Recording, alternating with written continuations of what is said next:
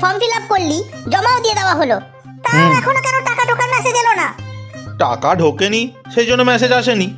টাকা ঢুকলে ঠিক মেসেজ এসে যাবে। সবার টাকা ঢুকে গেল আর আমারটা ঢুকবে না? কিছু একটা বলে দিলেই হলো না? সবার কি একসাথে ঢুকবে নাকি? এক এক করে তো ঢুকবে। চিন্তা করো না, তোমারও ঢুকে যাবে। নিশ্চয়ই তুই ফর্ম ফিল আপে কোনো গন্ডগোল করেছিস। কি ঠিক তো? তুই একটা ফর্ম ফিল আপও ঠিক করে করতে পারিস না। আমি ফর্ম ফিল আপ করতে কোনো ভুল করিনি মা। তাহলে টাকা ঢোকেনি কেন? তুই যদি সব ঠিকঠাক করে ফর্ম ফিল আপ করে থাকিস তাহলে এখনো টাকা ঢোকেনি কেন?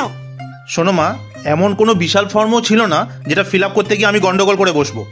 লালটুর মার টাকা কি করে ঢুকে গেল? তো লালটুর মার টাকা ঢুকেছে, তোমারও ঢুকে যাবে। এত উতলা হচ্ছ কেন?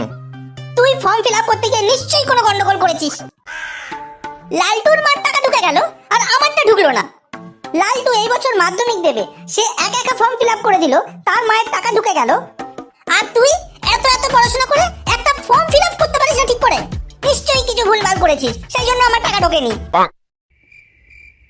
পারে না কিছু, এদিকে বড় বড় লেকচার, আমি এই পারি ওই পারি, একটা ফর্ম ঠিক মতো ফিল আপ করতে পারে না। মা, আমার ওপর তোমার যখন কোনো ভরসাই নেই, তাহলে তুমি অন্য কাউকে দিয়ে ফর্ম ফিল আপ করে নিতে পারতে।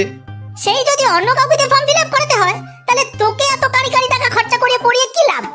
তাহলে ওয়েট করো, ঢুকবে টাকা। এত উতলা হয়ে যাওয়ার মতো কোনো ব্যাপার হয়নি। আজকে রাতের মধ্যে যদি টাকা ঢোকার মেসেজ না এসেছে না, তাহলে দেখিস তোর অবস্থা আমি কি করি, জানোয়ার কোথাকার।